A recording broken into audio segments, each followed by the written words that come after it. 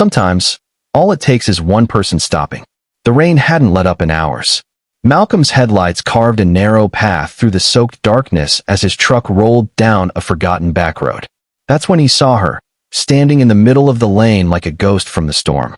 He braked, rolled the window down. "Get in, or you'll freeze out here," he said, leaning over to push open the passenger door. The woman flinched at the sound of his voice. Her head whipped around, wide eyes gleaming, not with surprise, but fear. Real fear. She hugged her bag like a lifeline.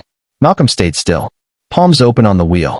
His voice was soft, slow, like coaxing a wild animal. "I ain't going to hurt you. Just offering a ride. You look like you need it."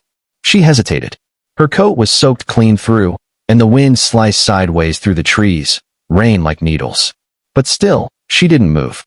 "This ain't the kind of road you want to be standing on come nightfall," he added. "I got stew at home. Dry towels. A roof. You don't gotta say a word, just get warm. That's it." For a heartbeat, she teetered, between bolting and collapsing. Her breath caught as thunder cracked overhead, and her knees gave a little. "Okay," she whispered, barely audible over the storm. "Okay." She climbed in slowly, cautiously, never taking her eyes off him. "I'm Malcolm," he said gently once the door shut. "You don't have to tell me yours unless you want to." A long pause. Finally, she murmured, "Claire." Malcolm nodded once. "All right, Claire. You're safe now." The truck rumbled forward. Wipers squeaked. Rain hammered the roof like a warning. Malcolm's farmhouse was modest, tucked at the edge of the woods with a sagging porch and a light in the window. Inside, the air smelled of coffee and old books. Ruth, his mother, barely looked up from her knitting when they walked in. Breakfast the next morning was quiet. Claire sat at the far end of the table, wary but grateful. Scrambled eggs. Buttered toast. Bacon, crisp and perfect. "You cook like someone raised by a southern grandma," she said without thinking. Malcolm cracked a rare smile. "She taught me well. My daddy passed young. Was just us." Claire nodded. "Mine left. Never came back." The words hung between them. Not heavy, just true. Something in the silence softened. Afterward, she tried to help with the dishes. Malcolm waved her off. "You're a guest. I can still contribute," she said gently. "It's been a while since I felt useful." He handed her a towel. "Then you dry. I'll wash." They moved in quiet rhythm. A kind of trust taking root in motion, not words. Outside, the sun finally broke through. Gold on wet grass. "You feel up to meeting the girls?" Malcolm asked. Claire blinked. "Girls?" He pointed to the coop. "The hens. Named after jazz singers. Ella's loud. Billy's moody." Claire smiled, for real this time. "Lead the way." She hadn't meant to stay. But a week turned to 2. Then a month. She returned to the town she once fled. Not with apologies, but with purpose. At the clinic, she volunteered. Triage. Bandages. Laughter. Slowly, the whispers around her name began to fade. One night, she came home dirt-tired, clinic ID still clipped to her shirt. "I made a girl laugh today," she told Malcolm, who was elbow-deep in fence repairs. She had a broken wrist. She was scared, but she laughed. He looked up, the corners of his mouth twitching. Sounds like the beginning of something. Or maybe just a reminder. At dinner, Ruth reached across the table and squeezed Claire's hand. "Welcome home," she rasped. Claire didn't reply. She couldn't. It was late afternoon when Claire saw the strange pickup parked under the oak. Tinted windows. Engine ticking. Unfamiliar. Malcolm straightened from where he knelt by the shed. Squinted. The sheriff stepped out, a heavy-set man with a badge that didn't need shining to show power. Pete Rimmer. Claire stepped closer to Malcolm without thinking. "Afternoon, Pete," Malcolm said, civil, but cold. Pete's gaze slid to Claire. "Didn't expect to see you still around. Document." "I live here now," Claire said evenly. "Right." He smirked. "Just came to pass along some news.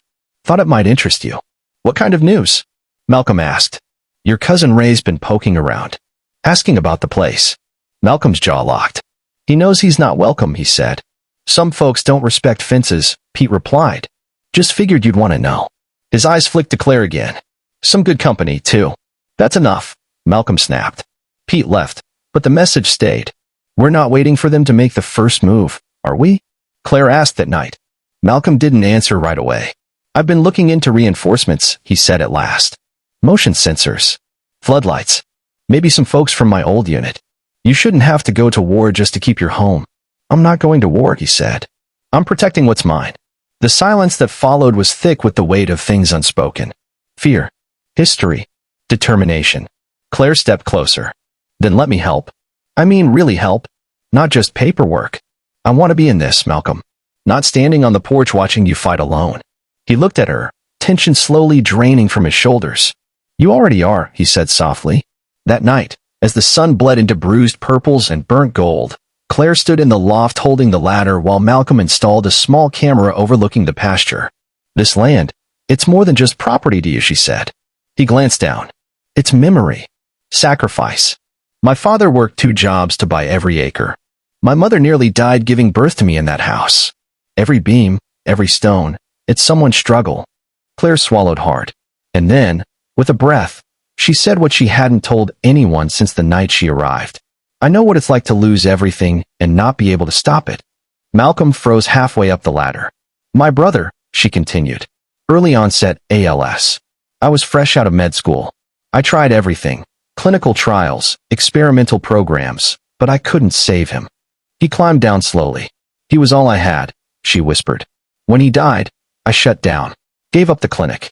That's how I ended up lost in the rain, the night you found me. He reached for her arm. You weren't lost, he said. You were just between. She looked up, eyes shimmering. And you pulled me back. They stood in the hush of twilight, something between them deepening.